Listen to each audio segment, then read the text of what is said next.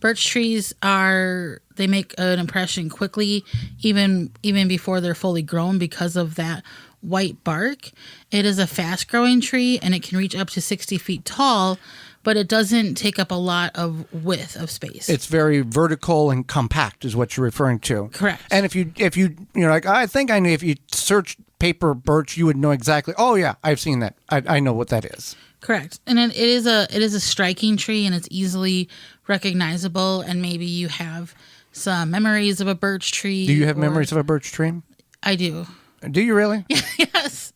Can you briefly share with all of us what your memories of a paper birch tree is? Yes, my friend and I would go to this local park when we were teenagers or preteens, and we would climb this birch tree and sit at it and just have, preteen chit chat. The life you lived. The life I lived. We would ride our bikes there. Oh, okay. Yes. Well, we will have more story time with Holly after the break.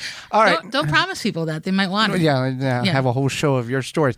All right, what's the next one? Is there anything else we need to... It grows in zones 2 through 7. Very compact, very vertical, canopy is not wide, so it's a good thing if you've got limited amount of space, but you want some of that shade and leaves.